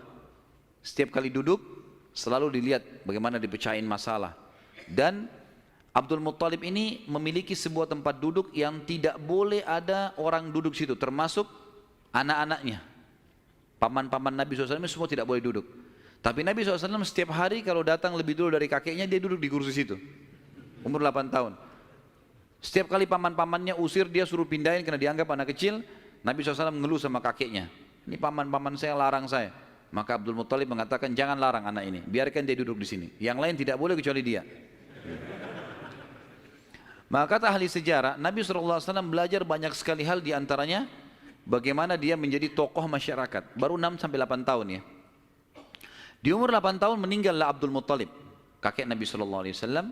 Kemudian diambil alih dan dipelihara oleh pamannya Abu Talib. Dan Abu Talib memelihara Nabi SAW dari umur 8 tahun sampai Nabi SAW mandiri. Sebenarnya tinggal serumah dengan Abu Talib sampai menikah, sampai umur 25 tahun. Tapi Nabi SAW waktu itu mulai 8 tahun, karena Abu Talib ini pamannya orang miskin, maka beliau pun akhirnya niat ingin membantu. Abu Talib sering kali dititipkan amanah gembalaan domba oleh masyarakat Mekah, maka Nabi SAW pun mengambil alih dan memelihara domba-domba itu, datang ke padang pasir, digembalakan. Dan ini teman-teman sekalian perlu digarisbawahi, memang semua nabi-nabi dengan hikmah Allah memang dibuat atau di awal-awal umur mereka sebelum dinobatkan jadi nabi mengembala domba. Kata Nabi SAW, tidak ada seorang nabi pun kecuali menjadi pengembala domba sebelum masa penobatan. Sebagian ulama tentu membahas masalah domba ini karena domba-domba ini hewan-hewan yang lembut, kalau mereka makan mereka tidak rebutan, artinya mereka mengelompok di padang pasir, dan pada saat lagi nunggu gembala, orang pengembala ini bisa bertafakur, melihat langit luas, menunggu berjam-jam. Jadi itu juga ada diantara hikmahnya. Nabi SAW ini mengembala teman-teman sekalian dari umur 8 tahun sampai umur 21 tahun, mengembala domba. Ya. Ini umur di mana Nabi SAW pada saat itu mengembala atau menjaga gembalaan ini. Tentu di atas umur 21 tahun, baginda Nabi SAW sudah mulai terjun ke bisnis. Sudah mulai terjun ke bisnis, meninggalkan gembala domba, kemudian mulai berusaha. Di antara yang dilakukan oleh Nabi SAW adalah membeli beberapa produk di pasar Ukaz, pasar khasnya orang Mekah. Ya. Kalau yang saya pernah kumpulkan informasi, kalau tidak salah memang lokasinya di pasar Seng dulu itu. Tapi sekarang pasar Senen juga sudah dihancurin ya. Dan teman-teman yang belum pernah ke sana belum tahu, tapi yang sudah berangkat dulu tahu. Memang di situ sudah terkenal pasar dari dulu, tapi sekarang sudah diratakan jadi jalanan dan bangunan. Nabi SAW mulai di umur 21 tahun berdagang, dan di hari pertama beliau berdagang, beliau mengambil barang-barang kemudian beliau menjualnya. Ada satu orang yang datang membeli dagangan Nabi SAW, membeli dagangan Nabi SAW. Orang ini dari luar Mekah. Dia datang, ini umur Nabi sudah 21 tahun ya, sudah tinggalin gembalaan, sekarang mulai masuk bisnis. Pada saat Nabi SAW transaksi sama orang ini mengatakan, ini saya bayar cash, hai Muhammad, saya titipin barangnya. Setelah tawaf, saya akan ambil. Orang ini umroh, gitu kan. Tentu dengan cara umroh pada saat itu ya, mereka sambil menyembah berhala dan seterusnya. Ini syariat Nabi Ibrahim yang masih tertinggal. Ternyata orang ini setelah selesai umroh, dia pulang ke kampungnya, dia lupa kalau dia sudah transaksi dengan seorang masyarakat Mekah bernama Muhammad ini sallallahu alaihi wasallam. Maka orang ini pulang ke kampungnya, 3 hari kemudian baru diingat sama dia. Diingat dia transaksi. Kalau tidak salah bahkan kampungnya orang ini 3 hari dari Mekah. Jadi 3 hari pergi, dia setelah 3 hari perjalanan tiba di kampungnya, 3 hari kemudian baru ingat, sudah 6 hari. 3 hari lagi kembali ke Mekah, 9 hari. Begitu tiba di Mekah, dia buru-buru ke pasar Ukaz, dia kaget melihat Nabi SAW dalam kondisi yang sama. Menjaga barangnya, tidak bergerak di situ terus. Waktu itu belum ada penyumbatan jadi Nabi ya, belum ada syariat, belum ada apa-apa. Lalu orang itu bertanya, hai Muhammad, apakah kau menunggu dari pertama saya terhadap kamu barang ini? Dia bilang iya, karena anda mengatakan suruh tunggu. Gara-gara itu keluar julukan Muhammad Al-Amin, orang yang paling bisa terpercaya. Ternyata subhanallah, kejadian ini membuat satu Mekah tersebar, bahkan banyak di wilayah-wilayah sekitar Jazirah terkenal, ada orang di Mekah yang bisa dipercaya namanya Muhammad. Akhirnya orang-orang Mekah pada datang mengamanahkan titipan-titipannya. Dan semenjak itu Nabi SAW menjadi pedagang yang sangat sukses. Salah satu strategi dagang Nabi SAW adalah setiap orang titipin macam-macam. Jadi sekian banyak orang menitip. Termasuk yang menitip sama beliau adalah Khadijah, seorang pedagang, seorang janda kaya yang memang memiliki harta. Dan Nabi SAW punya strategi dagang. Dagangnya adalah beliau mengambil uang-uang titipan orang di Mekah, lalu ditransaksikan, beli produk Mekah. Apa saja produk Mekah?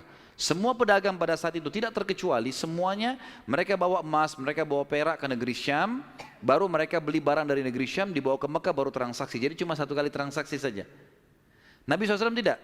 Uang itu semua dijadikan barang dari Mekah, dibeli semua barang-barang Mekah, dibawa ke negeri Syam. Barang-barang ini dijual di negeri Syam. Laku, dibelikan barang di negeri Syam, dibawa ke Mekah. Jadi double untungnya. Karena ini teman-teman sekalian, Nabi SAW menjadi pada saat itu salah satu orang terkayanya Mekah. Dan ini sekaligus membantah statement para orientalis mengatakan Muhammad, kita tentu mengatakan SAW, menikah dengan janda kaya karena dia miskin. Ini salah sekali. Karena Nabi SAW di fase dari 21 tahun sampai 25 tahun menikah dengan Khadijah itu sudah menjadi pengusaha yang sukses. Makanya beliau pada saat menikah dengan Khadijah, maharnya 20 ekor unta. 1 unta ratusan juta jumlahnya, harganya. Anggap kita hitung 100 juta saja, kalau 20 berarti 2 miliar. Ada antum sini melamar 2 miliar? Paling perangkat sholat. Jangan tersinggung. Jadi Nabi SAW melamar Khadijah dengan 20 ekor unta. Ini dusta orang kalau mengatakan Nabi SAW orang miskin. Dari mana? Pengusaha sukses, gitu kan? Dan waktu itu umurnya masih 25 tahun. Baik teman-teman sekalian, saya akan tutup pertemuan kita ini dengan, nanti kita akan kembali ke kisah Khadijah ya, radhiyallahu anha, nanti pernikahannya dengan Nabi SAW segala. Tapi ada kejadian yang perlu saya titik beratkan. Kejadian pada saat umur Nabi SAW 12 tahun. Kita review dulu kembali.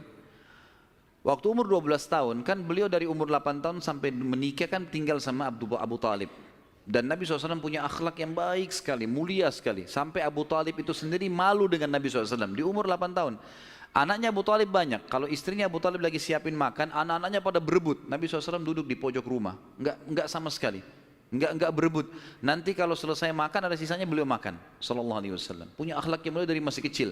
Sampai Abu Talib bilang sama istrinya, khusus untuk Muhammad sisipkan makanan. Karena dia tidak ikut berebut sama mereka. Gitu kan. Baik, di umur 12 tahun, pernah satu waktu Abu Talib ini mau ke negeri Syam. Urusan dagang. Pertama kalinya Nabi SAW, biasanya Nabi ini selalu pemalu. Enggak banyak minta dan nuntut ke pamannya. Khusus pada saat itu Nabi SAW bergantung di bajunya Abu Talib, nggak mau lepasin. Pokoknya dia mau ikut. Abu Talib heran, tidak pernah Nabi SAW berperilaku begini. Musyawarah sama istrinya, nggak pernah Muhammad begini. Kenapa seperti ini? Pasti ada sesuatu gitu. Maka setelah musyawarah kayaknya dibawa aja deh. Dibawalah ke negeri Syam. Pergilah Nabi SAW bersama dengan Abu Talib dan kafilahnya. Pada saat mau tiba di negeri Syam, sebelum tiba di negeri Syam, kafilah ini melewatin sebuah gereja teman-teman sekalian, dan di situ ada satu pendeta bernama Bahira. Dan ini riwayat Bukhari Muslim menceritakan masalah itu ya. Dan sampai sekarang di negeri Syam masih ada puing-puingnya gerejanya Bahira ini. Pada saat itu di zaman Nabi SAW ada gereja ini dan sampai sekarang masih ada sisa puingnya. Saya pernah lihat cuplikannya sendiri, ada sisa puingnya di negeri Syam. Tepatnya di Syria ya. Kemudian teman-teman sekalian, pada saat melewatin kafilah ini melewatin gereja, si Bahira ini kepala pendeta di gereja itu memang lagi nunggu informasi tentang Nabi terakhir nih. Dia ngeliat-liat di jendela gerejanya, setiap kafilah lewat dilihat sama dia, terutama yang dari Jazirah Arab. Secara kebetulan dengan hikmah ilahi lewat kafilahnya Abu Talib, dan kafilah ini agak berbeda dengan yang lainnya. Kafilah itu berarti 3 unta ke atas ya, baru dinamakan kafilah. 3 ekor unta ke atas baru dinamakan kafilah. Waktu lewat kafilah Abu Talib ini ada awan yang menaunginya. Beda dengan kafilah lain, padahal lagi terik matahari. Dan tidak sengaja kafilah Abu Talib istirahat di sebelah gereja dan ada pohon-pohon kurma yang berderet, itu semuanya seperti menundukkan daun-daunnya ke kafilah itu. Pendeta ini perhatikan, kafilah tanya ini, kirim satu orang, tanya mereka kafilah dari mana nih? Jawabannya dari Jazirah Arab. Dari mana? Dari kota Mekah. Kata Bahira, hidangkan makanan sebaik mungkin di gereja, undang semua kafilah ini masuk makan. Diundanglah. Ringkas cerita, masuklah mereka untuk makan, dan pada saat satu kafilah ini masuk, yang ditinggalkan di situ hanya Nabi SAW. Nabi nggak boleh masuk karena tradisi orang Arab dulu aib kalau anak kecil ikut makan. Nanti selesai orang tua makan baru makan. Tapi ini tradisi jahiliyah. Kalau sekarang antum lakukan, antum juga jahiliyah. Makan, kasih anak-anak makan. Kenapa harus disendirikan? Mungkin dia lapar, kesian. Baiklah. Waktu lagi makan, Bahira ini memperhatikan satu persatu orang-orang Quraisy ini, wajahnya. Karena mereka tahu cirinya Nabi terakhir. Alisnya, wajahnya, mukanya, kulitnya, jalur nasabnya, semua jelas. Tidak semua, tidak ada tanda-tanda kenabiannya. Ini mukanya muka biasa semua.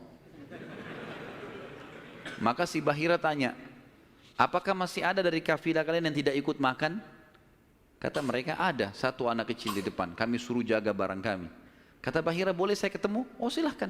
Mereka lagi asyik makan. Bahira keluar menemui Nabi SAW. Nabi lagi duduk di bawah pohon. Lalu Bahira memanggil dia, mengatakan, hai anak kecil, ikutlah dengan saya. Kafilahnya disuruh jaga oleh beberapa pegawainya Bahira ini. Masuk di satu ruangan di gereja, kemudian Nabi SAW berdiri lalu kata, jadi orang Mekah begini teman-teman, di Mekah itu ada patung namanya Lat dan Uzza. Lat dan Uzza ini 2 patung yang luar biasa dikultuskan di Mekah. Hebat patung ini menurut mereka. Jadi kalau bersumpah atas nama Lat dan Uzza sudah tidak mungkin berbohong. Kalau bohong kualat nih. Maka pendeta ini tahu Bahira, dia bilang, hai anak kecil, saya akan bertanya kepadamu atas nama Lat dan Uzza. Ini semua anak kecil sampai orang tua di Mekah tahu nama ini. Dan mereka ketakutan kalau dengar nama ini. Apa jawaban Nabi SAW waktu itu umur 12 tahun. Masih kecil, kalau kita sekarang masih SD. Gitu kan. Maka beliau mengatakan, jangan engkau sebutkan 2 nama berhala itu karena aku membencinya. Aku tidak suka dengan patung itu. Penasaran Bahir. Diperhatikan wajahnya, alisnya, matanya Nabi SAW. Perlu teman-teman tahu ya, ciri fisik Nabi SAW itu luar biasa. Tersebutkan secara rinci di Taurat dan Injil. Allah mengatakan dalam Al-Quran, A'udzubillahi minasyaitonirrajim, ya'rifunahu kama ya'rifuna abna'ahum. Orang-orang ahli kitab, terutama Yahudi dan Nasrani ini, maksudnya orang Yahudi dan Nasrani, betul-betul mengetahui Muhammad SAW sebagaimana mereka mengenal anak-anaknya. Karena terinci. Disebutkan dalam hadis, alis Nabi SAW seperti busur panah yang lebar, berwarna hitam dan tebal. Bola mata beliau SAW besar, kelopaknya, dan dipenuhi dengan bulu mata yang lebat. Bola matanya putihnya putih bersih, hitamnya hitam pekat. Hidungnya yang mancung, bibir, dahi dan pipi yang setara dengan wajah, tidak oval dan juga tidak bulat, gitu kan. Kulitnya sangat putih sampai Nabi SAW pipinya kemerah-merahan. Jadi sangat tampan, luar biasa. Sampai ahli hadis mengatakan kalau Yusuf alaihissalam diberikan sepertiga gagahan dunia, maka Nabi SAW memberikan seluruh kegagahan dunia. Tidak pernah ada orang melihat Nabi SAW tidak suka. Manusia terbaik, pilihan, paling sempurna nasabnya, paling sempurna ilmunya, fisiknya, segala-galanya. Bahira memperhatikan Nabi SAW, ini semua ciri yang disebutkan dalam Injil ada. Dia masih bimbang, dia ingin buktikan satu hal. Apa itu? Dalam Taurat dan Injil juga disebutkan Nabi, setiap Nabi itu punya tanda kenabian. Apa tanda kenabian teman-teman sekalian? Sebuah daging yang menggumpal di pundak sebelah kanan. Dan daging itu berwarna merah kehitam-hitaman dan dimiliki dengan atau memiliki bulu yang lebat. Maka Bahira berkata, hai anak kecil, apa kau izinkan saya untuk melihat punggungmu? Dia mengatakan, iya silakan. Dibukalah oleh Nabi SAW. Begitu dia lihat tanda itu, lalu Bahira menciumnya dan mengatakan, kaulah orangnya. Tapi garis bawah satu hal ya, tanda ini tanda kenabian. Sudah selesai dengan Nabi Muhammad SAW. Jadi kalau di punggung antum ada dusta semua itu. Tidak ada hubungannya sama Nabi. Loh ya, karena banyak orang yang ngaku-ngaku Nabi nih. Kata Nabi SAW akan datang 50 dajjal, pendusta. Setelah aku meninggal, mengaku semuanya Nabi. Mereka semua pendusta, aku penutup para Nabi dan Rasul, gitu kan. Karena ada orang mengaku gitu. Jadi ini khas untuk nabi-nabi dan sudah ditutup dengan Nabi Muhammad SAW. Sudah habis ceritanya. Nah, jadi kalau ada yang gumpal-gumpal itu daging numpang aja. Pada saat itu Bahira pun membawa Nabi SAW masuk ke dalam ruangan makan lalu berkata, siapa walinya anak ini? Wali, ya. Siapa walinya anak ini? Kata Abu Talib, saya ayahnya. Abu Talib berkata, bagaimana? Kata Bahira, tidak mungkin kau ayahnya. Anak ini mati ayahnya waktu dia masih 6 bulan di perut ibunya. Pendeta di negeri Syam tahu. Anak ini meninggal ayahnya waktu dia umur 6 bulan di perut ibunya. Dan ibunya meninggal pada saat dia umur 6 tahun. Serta dia dibina dan dididik. Dibina itu maksudnya dikasih. Kalau bahasa Arab itu bina itu berarti seperti bangunan itu dibanguni, dididik, dibesarkan dan seterusnya oleh kakeknya sampai umur 8 tahun. Dan kalau kau benar kerabatnya, kau adalah pamannya. Abu Talib kaget, dari mana anda tahu semua itu? Benar semua. Dia bilang, kami temukan dalam kitab kami. Ketahuilah, keponakan kau ini adalah nabi terakhir yang sedang ditunggu oleh orang-orang. Dan kalau orang Yahudi tahu dia dari turunan Arab, maka pasti mereka akan membunuhnya sebagaimana mereka berusaha membunuh Isa alaihissalam. Kalau mereka tidak suka, mereka tolak, gitu kan? Maka jangan bawa ke negeri Syam, bawa pulang ke Mekah segera. Akhirnya dibawa pulanglah Nabi SAW ke Mekah pada saat itu. Waktu dibawa pulang ke Mekah, setelah tiba di Mekah, maka ada kejadian kecil di sini dan kita tutup dengan ini tentunya. Waktu sudah pulang ke Mekah, Abu Talib sudah mulai ketakutan karena dia sudah dengar informasi tentang ponakannya nih. Zaman dulu juga teman-teman sekalian, ada tradisi buruk ini sebenarnya, tradisi buruk juga. Seringkali dukun-dukun dan peramal ini menjual jasa. Mereka datangin negeri-negeri atau kota-kota, tawarin jasa. Datang, tancapin kemah, kemudian mereka jual jasa. Ayo siapa yang mau diramal, bayar. Gitu kan? Seperti itulah. Waktu itu pas Abu Talib tiba di Mekah, pas peramal-peramal lagi masuk di Mekah. Maka orang-orang Mekah bawa anaknya, suruh ramal. Lihat mukanya, lihat tangannya, lihat segala macam. Pada saat itu teman-teman sekalian, Abu Talib ingin mengetes. Dia bawa Nabi SAW, dicari sama dia, mana pimpinannya dukun nih, peramal-peramal nih. Ditemukan lalu dibawalah Nabi SAW waktu masih kecil, umur 12 tahun tadi dibawa. Terus pimpinan peramal itu dalam kisah, dalam buku-buku sejarah disebutkan memandang Nabi SAW dengan pandangan yang sangat tajam. Dan dia tidak bicara apa-apa. Dia mengatakan, tahan anak ini. Lalu dia masuk ke kemahnya. Kemungkinan dia bicara sama dukun, sama setan-setannya nih. Makan dukun. Ini saya nggak bisa tebak anak ini nih. Abu Thalib lihat pimpinan ini, biasanya dia kalau anak-anak Mekah datang, oh ini nasibnya begini, sudah bawa, bayar. Seperti itulah. Ini enggak. Lama dalam kemah. Abu Thalib ketakutan, dibawa Nabi SAW. Dan Abu Thalib titip pesan. Kalau dia tanya, jangan sebutin di mana anak ini. Dibawalah Nabi SAW pulang ke rumah, Abu Thalib kembali ke situ. Lama, baru dukun itu keluar, peramal itu keluar dari kemahnya. Lalu dia teriak, mana anak tadi itu di sini?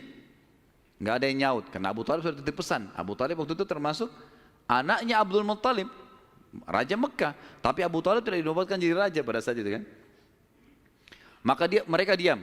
Yang kedua kali, mana anak itu di sini? Sampai 3 kali, kesimpulan terakhir, kata peramal itu, kita tentu tidak percaya peramal, tapi dia mengatakan, ya, kalau anak itu memiliki kedudukan yang sangat tinggi, dan dia akan memimpin dunia, begitu loh bahasanya. Dengan ini teman-teman sekalian, maka orang-orang Mekah jadi lebih yakin kalau Nabi SAW ini punya kedudukan. Walaupun kita secara orang Muslim tidak percaya dengan dukun semua, tapi historinya begitu. Secara histori seperti itu. Allahu a'lam. Dan insya Allah nanti kedepannya kita akan bahas tentang pernikahan Nabi SAW, prosesi pernikahannya, ya, kemudian anak-anaknya, sampai ke masa fase kenabian. Allahu a'lam.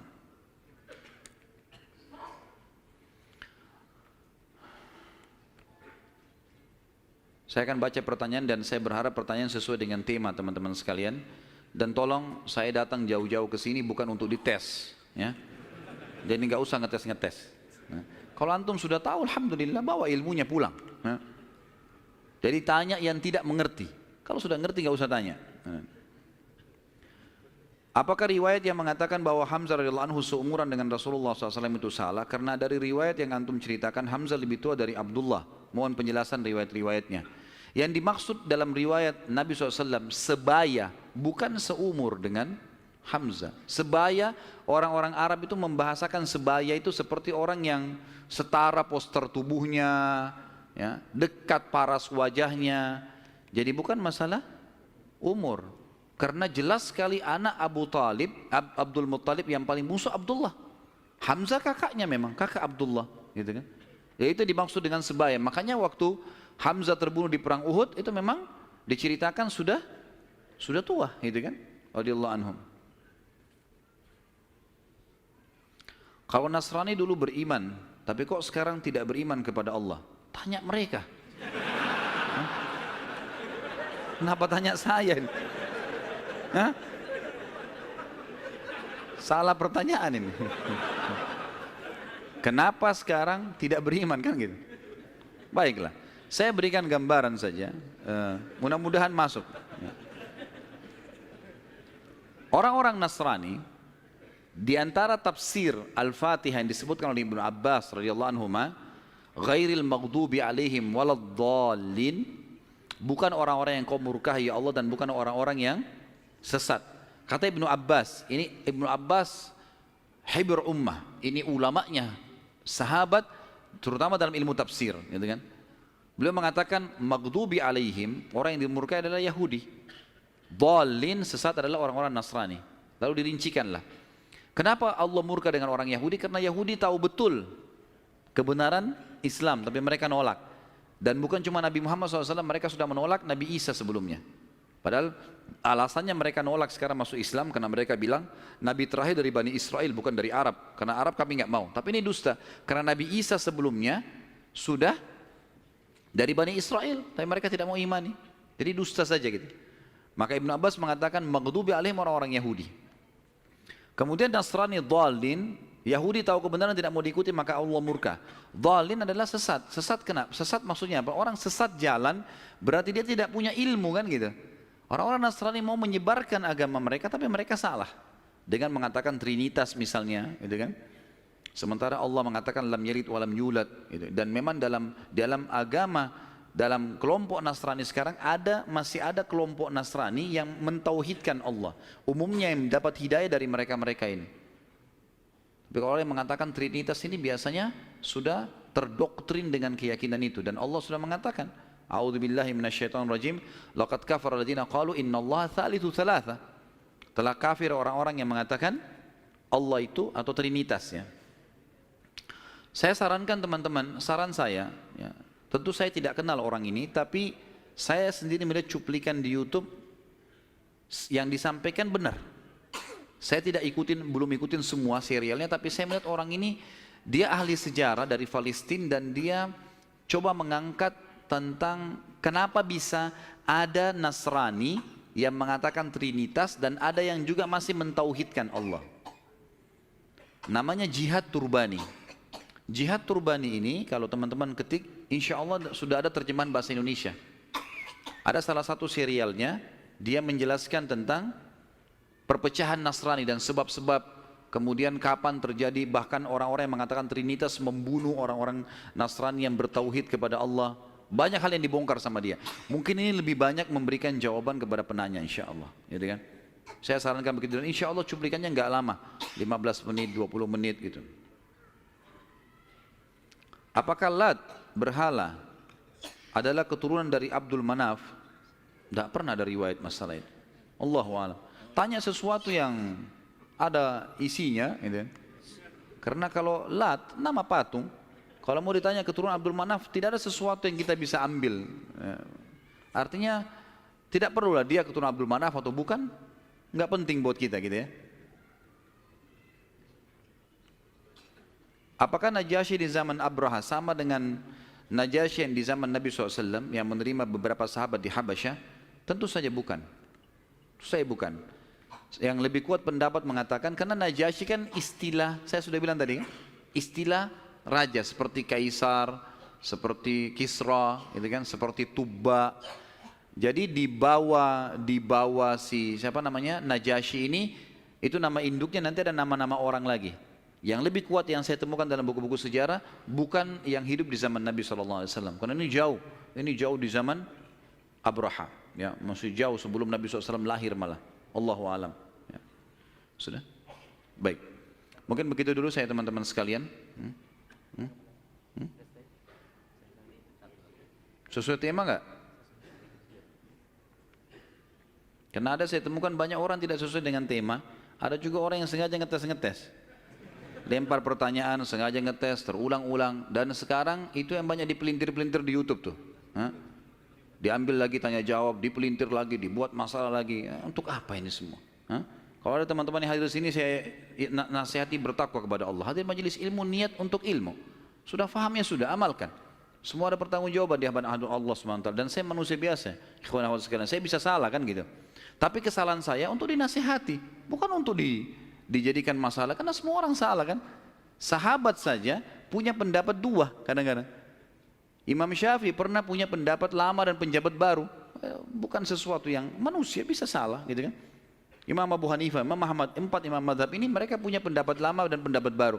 Kadang-kadang diperbaiki dengan pendapat yang baru karena dulu pernah keliru. Wajar saja. Kadang-kadang kita salah mengucapin sesuatu, mungkin kesalahan kedangkalan ilmu atau mungkin kesalahan menyebutkan. Maka ini harus lebih hati-hati teman-teman sekalian. Bagaimana menanggapi tuduhan non-muslim mengenai kematian Rasulullah SAW yang katanya beliau meninggal karena diracuni oleh wanita Yahudi sewaktu di Khaybar? Semoga anak Ustadz yang sedang sakit diberi kesembuhan. Jazakallah khair. Amin insyaAllah. Tentu kalau saya pribadi, saya bukan menemukan itu pendapat Nasrani. Itu pendapat sebagian ahli sejarah muslim. Karena memang Nabi SAW, nanti akan kita bahas di fase Khaybar, peperangan Khaybar, beliau sempat dihidangkan memang makanan racun. Dan ada satu sahabat yang memakan makanan yang sama racunnya, itu lumpuh sahabat itu. Dan meninggal beberapa waktu setelah lumpuh, karena ganasnya racun itu. Maka sebagian ahli sejarah muslim mengatakan, Nabi SAW berkumpul pada beliau berkumpul pada dua hal. Kemuliaan pada saat meninggal dalam keadaan Nabi dan meninggal pada saat mati syahid. Ini ijtihadnya sebagian ulama. Tapi kita tidak ambil pendapat orang-orang Nasrani, ini pendapat memang sejarawan muslim. Allahu a'lam. Baik, sampai sini insyaAllah bahasan kita. Dan kita akan lanjutkan nanti dengan izin Allah, kalau Allah masih panjangkan umur dan berkahi, bulan depan insyaAllah masalah menikahnya Nabi SAW dengan Khadijah, keturunannya, kemudian beberapa hal yang berhubungan dengan itu. Kemudian kita masuk insyaAllah ke masalah fase penobatan kenabian, insyaAllah, biidznillah. Mungkin begitu, semoga apa yang kita bahas pada hari ini bermanfaat buat kita semua. Dan semoga semua dosa yang pernah kita lakukan dimaafkan oleh Sang Pencipta Allah dan diganti menjadi pahala dengan kemahamurahannya. Dan semoga semua amal yang pernah kita kerjakan diterima olehnya. Semua sisa umur kita ke depan diberkahi, baik di keluarga, di harta, di keturunan. Kemudian juga puncaknya kita masuk surga tanpa hisab. Dan kita selalu mendoakan saudara kita di Palestina, di Syria, di Yaman, di Irak, di Myanmar, di Ahsa, dimanapun mereka berada sedang tertindas. Semoga Allah ikhlaskan niat mereka, terima para syuhada mereka, muliakan Islam di tangan mereka dan tangan kita semua. Dan semoga Allah dengan kemahamurahannya menyatukan kita semua di surga firdausnya tanpa hisab.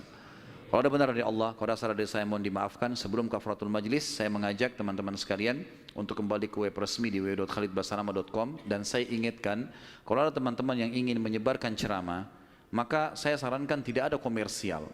Jangan dikomersialkan, gitu kan. Kalau dikomersialkan akhirnya nanti antum memaksakan diri untuk memberikan judul yang menggelitik lah dan seterusnya. Dan ini akhirnya menjadi sumber fitnah yang menjadi kemana-mana gitu. Jadi ada satu orang bahkan sempat memasukkan email ke tim kami lalu mengatakan, kenapa Ustadz sekarang menahan ceramah-ceramah ini? Apakah Ustadz lebih mendahulukan dunia daripada akhirat? Gara-gara dianya mengomersialkan ceramah ini. Kemudian kami tahan komersial itu, tidak boleh lagi dikomersialkan. Kalau tim kami yang mengomersialkan itu hak, karena kita yang shooting, kita yang segala itu hak umum saja, tidak ada pelanggaran agama. Tapi teman-teman ini mengomersialkan, lalu kemudian dia bersangka buruk, gitu. Mengatakan saya sudah mengupload sekian ratus ceramah, lalu ada si fulan sekian ratus ceramah, sekian bulan, kenapa harus ditahan? Gitu. Kami nggak tahan, asal tidak dikomersialkan. Tapi komersial melanggar akad kan itu. Jadi tidak boleh sama sekali teman-teman sekalian. Cukup dengarkan, sebarkan sebagai hal yang bermanfaat. Kemudian juga insya Allah besok subuh biidznillah kita akan bahas buku, bedah buku judulnya Akibat Makanan Haram. Dan teman-teman bisa temukan bukunya insya Allah dengan panitia masjid. Itu buku kecil dan insya Allah kita akan bahas secara terinci. Mudah-mudahan Allah mudahkan, insya Allah kita selesaikan juga. Dan temanya sudah diangkat sebenarnya di YouTube. Kemarin tablik akbar di Makassar sekitar 2 jam lebih. Tapi besok mungkin karena waktu kita kepepet, saya akan masuk ke poin-poin intinya. Allahu a'lam. Subhanakallahumma wa bihamdika asyhadu an la ilaha illallah astaghfirullah wa atubu ilaih. Wassalamualaikum warahmatullahi wabarakatuh.